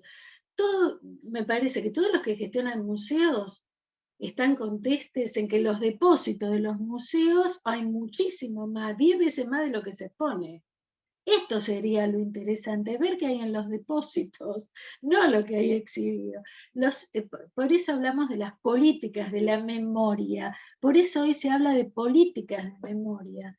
En la maestría de La Plata se habla de políticas de la memoria, es decir, de cierto sesgo entre lo que se recuerda y lo que se olvida. Entonces, lo que se recuerda son políticas de la memoria. Recordemos esto, patrimonialicemos esto, preservemos esto, pero hay otras cosas. ¿Qué otras cosas no se preservan, no se recuerdan y no se creo? También admito opiniones diversas sobre este punto, siempre fundamentadas, claramente. Pero Ignacio, me parece que si esto te recomiendo, pero una noche de insomnio te sugiero, más que te recomiendo, que leas el texto de Yerun Misami, que es un historiador israelí, muy interesante, que me parece que fue el papá, digamos, de esta dialéctica entre recuerdos y olvidos, hasta donde yo puedo decir.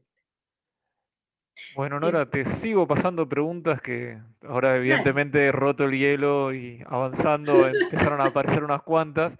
Bueno, muchas gracias.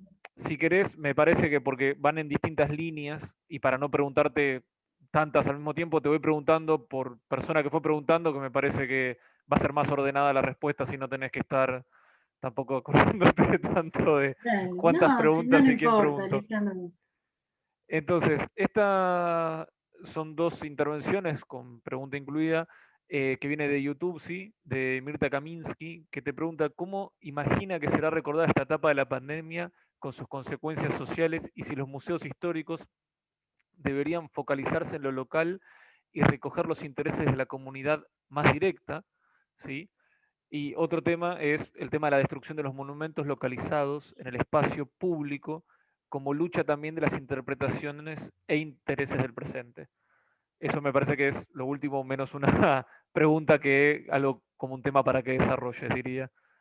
Discúlpame, lo último, ¿cuál es, Sí, Alejandro, te por vuelvo a favor? leer de vuelta. Sí, el segundo tema, que es más algo para desarrollar, no está hecho en formato de pregunta, Sí, es sobre la destrucción de los monumentos localizados en el espacio público como lucha también de las interpretaciones e intereses del presente.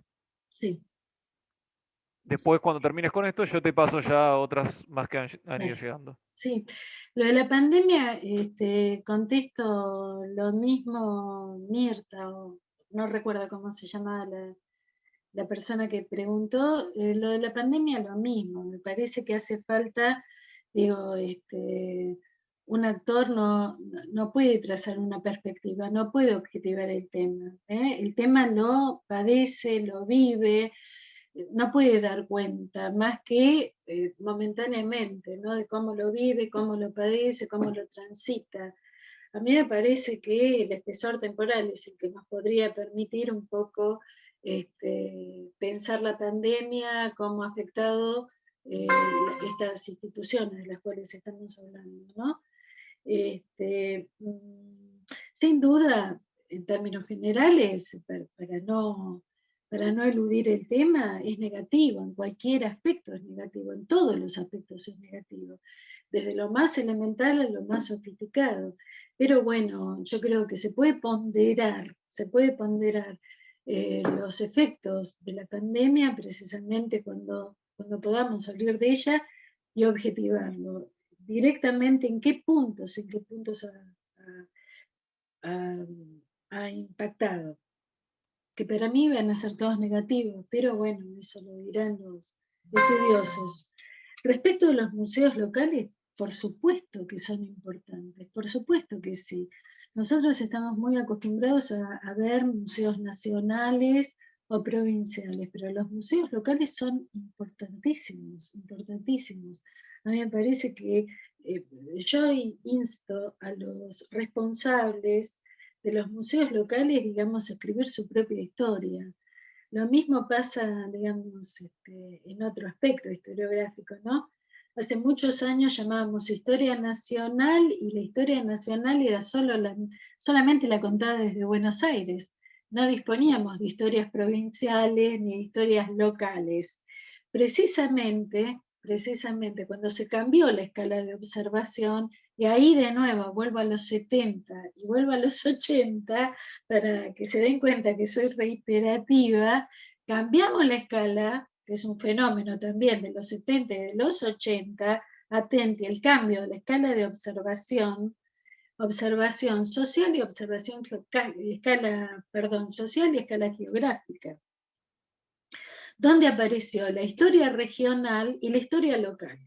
Entonces, los responsables de los museos locales son los que están en mejores condiciones precisamente para matizar visiones demasiado generalistas, demasiado amplias, con los casos que se dan a escala local.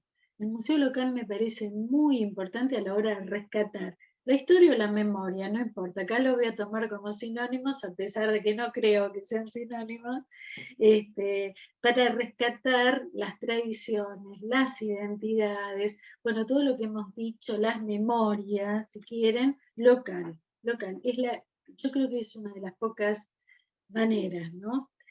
Y respecto de la destrucción de monumentos en el presente, sí. Por eso hablamos de políticas de la memoria. La destrucción de museos es una barbaridad. Yo como historiadora del patrimonio, bueno, ya he dejado el tema patrimonio, pero cuando me dedicaba a hacer patrimonio, precisamente una de las cosas que veía es la escasa conciencia que hay sobre, digamos, los restos del pasado, ¿no? Monumentos, documentos inclusive, ¿no? Lo de los monumentos es, bueno, porque te pasa una autopista, porque es por el bien público, me parece una barbaridad. Hay muy poca conciencia precisamente de la destrucción de los monumentos y su utilidad para reconstruir una época, ¿no? Los monumentos en este sentido son muy importantes. Y me parece que es una política, estoy casi segura, pero de nuevo es mi pensamiento subjetivo. Y dice quien hace esta pregunta, y el presente, de nuevo, volvemos al presentismo, este presente omnipresente del cual hablaba Pierre Nora, ¿no? Como todo se remite al presente, entonces el presente impone que pase una autopista, bueno, a la miércoles con los museos, con los monumentos, con Bueno, a mí me parece que también eso habría que repensarlo, ¿no? Y la destrucción sistemática, dice bien la persona que pregunta esto, la destrucción sistemática de nuestro patrimonio cultural. Y esto se vincula mucho con algo que dije al pasar, pero por favor piénsenlo de nuevo, en una noche de insomnio, con lo turístico y con lo comercial. Con lo comercial. Hablar de estos temas, estamos hablando, tratando de hablar acá académicamente, ¿viste? Una reflexión de tipo académico, pero debe ser puesto también en el escenario. Esto lo estudiaron muchos historiadores de Ecuador, historiadores de México. García Canclini lo estudió mucho en el Museo Antropológico de México, ¿no?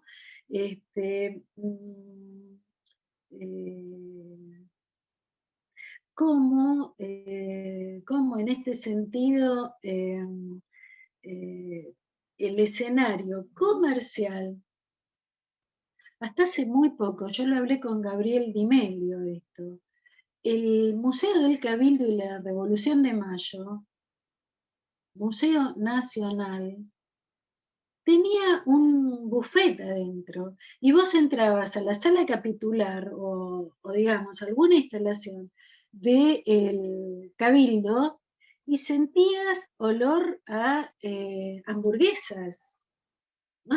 Era lo impactante, o la gente que iba a tomar algo, que iba a comer algo, o el transeúnte, digo, que estaba en el microcentro de Buenos Aires y tenía que comer algo, se iba al museo, no solo por el museo, ni menos por el museo, sino a picar algo. Y así sucede con muchos museos, no quiero abundar al respecto, pero sucede con muchos museos que se consideran con otra finalidad, ¿no? Lo mismo que la finalidad turística, ¿viste? Te pasean a los extranjeros y te los llevan a un museo, ¿sí? Yo acá quisiera tomar también distancia, podría poner otros ejemplos del Museo Histórico Nacional. Gabriel Di Meglio va a tener, a mí me parece, un enorme trabajo en el Museo Histórico Nacional. Buena parte de lo que hemos visto acá, chicos, está en el Museo Histórico Nacional. Cuando esté abierto, vayan al Museo Histórico Nacional. Si ese es un Museo Histórico Nacional, yo soy Juana de Arco. Yo soy Juana de Arco. La historia se termina en el Museo Histórico Nacional cuando se murió San Martín. Qué sé yo, ¿viste? Ahí está la reconstrucción del dormitorio donde falleció San Martín, está el Sable Corvo, está la campaña al desierto. Hay una brevísima leyenda al inicio donde habla de los pueblos originarios, más porque es políticamente correcto hablar de los pueblos originarios que por una convicción acerca de que los originarios formaban parte de la historia. Entonces a mí me parece que es interesante, como hizo Carolina con su tesis doctoral, precisamente, Carolina Carman, es sobre el Museo Histórico Nacional, excelente. Pero hoy el museo, me parece que, yo no sé si es correcto llamarlo nacional. Es el Museo de Buenos Aires, es el Museo de Buenos Aires. No hay representación de las provincias, no hay representación de las provincias, y la historia cronológicamente se termina en el siglo XIX. No hay ninguna cuestión del siglo XX. El único director, hasta donde sé, y no sé mucho, que se ocupó precisamente de eso fue el director Pérez Goyán. Pérez Goyán, cuando dirigió el Museo Histórico Nacional, hizo precisamente dos recorridos, uno por izquierda y uno por derecha. Este artículo es un artículo que apareció en una página Contracorriente, que si quieren está a su disposición, yo se los mando sin ningún problema. Entonces ahí la izquierda y la derecha no solamente eran dos direcciones, sino que precisamente también eran dos líneas ideológicas. Entonces en una línea estaban los originarios y cómo terminaba, con los desaparecidos. Y la otra línea, la de la derecha, tenía otros contenidos. Ambas se reunían ¿dónde? En la recuperación de la democracia del 83. ¿Sí? Que es un hecho, digamos, que no puede discutir ni la izquierda ni la derecha, pero con esto quería representar dos líneas ideológicas que también eran dos líneas museísticas. que también eran dos líneas muy seguidas. Y Pérez Goyán, digamos, no tuvo otra forma que representarlas que a través de esto, pero, digamos, dejando un mensaje, a mí me parece bastante positivo, que era de la recuperación democrática, ¿no? Del 83. Pero bueno, quiero decir que gestionar un museo es una cosa que yo no quisiera estar en los zapatos de ningún gestor de museos, ¿no? Y claramente, para terminar, la destrucción de monumentos, fíjate que hoy por hoy el monumento es reemplazado, ya no existen más monumentos. ¿Cuándo se erigió monumentos? ¿Cuál fue el último monumento que se erigió? Tenemos placas conmemorativas, baldosas, no tenemos monumentos. No tenemos monumentos. Pero esto es otra conversación, qué sé yo, para otra noche de insomnio. Los monumentos ya no van más como el valor que tenían en su época. Nora, te paso Sí. 2 preguntas más que podríamos decir que son las últimas porque en estas respuestas que estuviste haciendo ya no fueron apareciendo, así que si te parece, te las leo. Cualquier Sí. cosa pedime de vuelta y te las vuelvo a leer en caso, porque son 3 preguntas en realidad. Una viene de YouTube de Valentina Mitrovich, ¿sí? Que dice lo siguiente: me quedé pensando en la frase con la que cerraste de hoy interesa más el pasado que la historia, y en este sentido te pregunta, ¿cuál es tu mirada de los museos históricos nacionales del país a la hora de contar sus relatos históricos?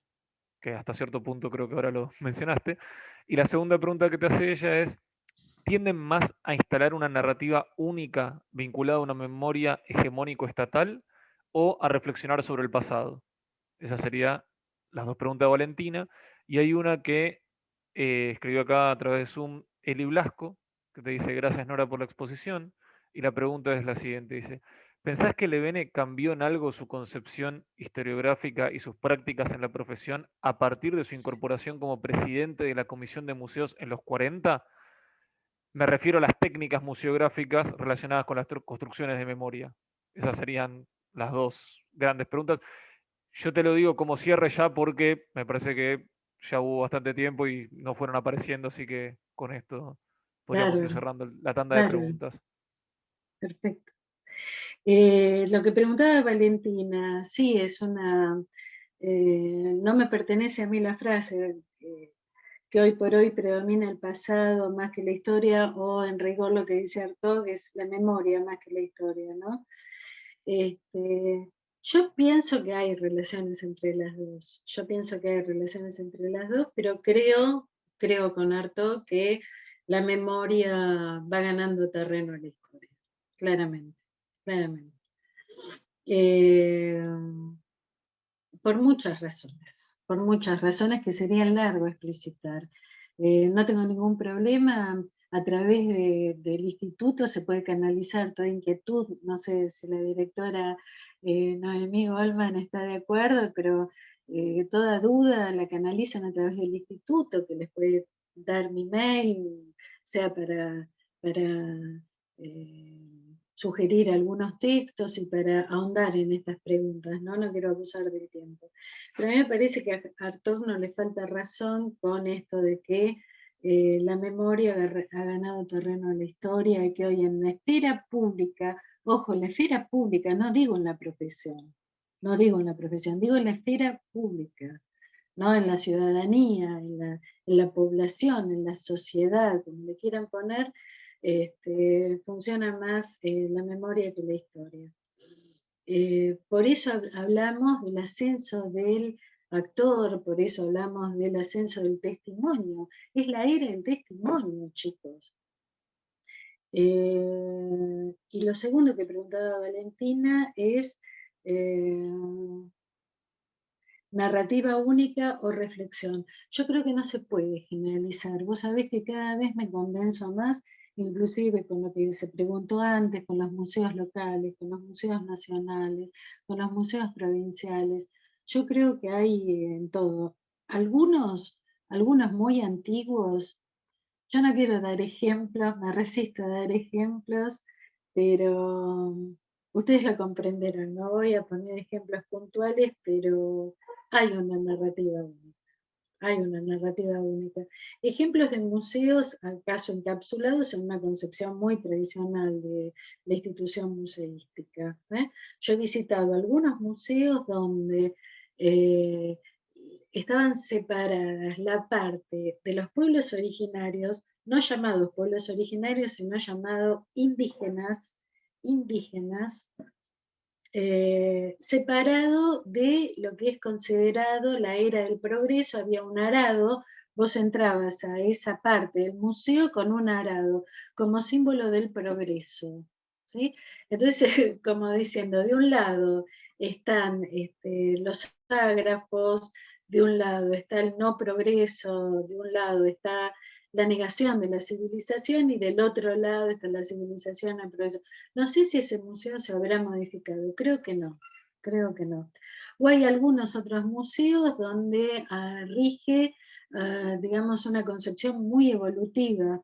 Entonces ustedes empiezan viendo piedras, animales, vegetales, y arriba de todo está el hombre. Eso significa también una concepción evolucionista del museo, digamos, del siglo XIX, tranquilamente, ¿sí? Tampoco voy a dar referencias a qué museos me estoy refiriendo, salvo que hayan cambiado. Yo confieso que muy recientemente no volví a estos museos. A lo mejor cambiaron, pero no hace tanto que yo fui, después del diluvio universal, sin duda. De modo tal, y hay otros que inciten a la reflexión, como se preguntaba acá, los museos interactivos, el Museo de Malvinas, bajo la dirección de Federico Lorenz, incitaba a la reflexión, la pucha que incitaba a la reflexión. Entonces a mí me parece que no puedo dar una respuesta generalizada a esto, porque depende de la institución, depende de la dirección, ¿no? Hasta inclusive yo creo que, bueno, con muchas mediaciones, bueno, ¿cómo se efectúa un guión de museo? Un guión de museo lo hace el director, sus asesores, el museólogo, el Estado Nacional le baja alguna línea, no tengo idea, el Estado Provincial, la verdad que no tengo idea. Y finalmente, para terminar, la pregunta de Eli, no, yo creo que Levene no modificó ninguna posición historiográfica al ser presidente de la Comisión Nacional. Levene, para dar, digamos, cuando formó parte de la comisión, buena parte de la ley, no me acuerdo el número de la ley, la del 40, la que creó la comisión, había consultado museos franceses, la reglamentación de los museos franceses de 1903, me parece. Y no creo que haya cambiado drásticamente su forma de mirar la historia por formar parte de la comisión. Todo lo contrario, desde que sesionó, vos lo sabés mejor porque escribiste un texto al respecto del Museo del Cabildo y todo eso, y hace exactamente lo mismo que hizo con la historia de la nación argentina. La historia de la nación argentina se la copió, o digamos, se inspiró, voy a ser un poco más moderada, se inspiró en el modelo británico, y en el modelo francés, en la síntesis histórica de Henri Ver. Por eso, si vos ves el plan orgánico de la historia de la nación argentina que él presidía, vos vas a ver la idea de síntesis. ¿De dónde sacó la idea de síntesis? La sacó de Henri Ver. Y del historicismo británico, ¿no? De los historiadores británicos, sacó la otra idea de equilibrio, de armonía, cosa que no es cierta. Noemí sabrá mejor, mucho mejor que yo, 100.000 veces mejor que yo, como la Revolución de Mayo le dedica 2 gruesos tomos. Y sin embargo, al directorio o al cabildo, al directorio o a todos los ejecutivos nacionales antes del año 20, le dedica algunas páginas solamente, como él consideraba que la Revolución de Mayo era la fundante de una tradición, Bueno, listo, y Mariano Moreno, fundamentalmente, ¿no?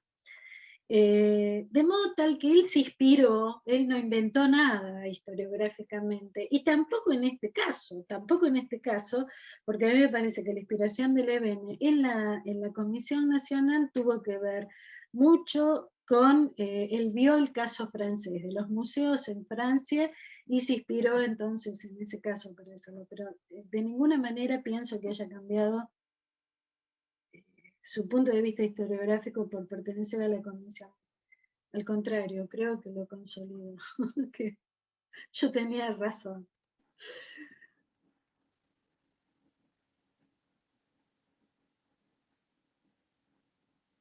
Bien, muchísimas gracias, Nora. Muchas No, gracias por favor, por todas las preguntas y los comentarios. A quienes quieran eh, tener una comunicación más directa con Nora, puesto que se ofreció para tener referencias bibliográficas o poder discutir con ellas algunos temas, lo canalizamos a través del mail institucional, que ustedes lo tienen, así que nos escriben con la pregunta y nosotros le vamos a transmitir a Nora.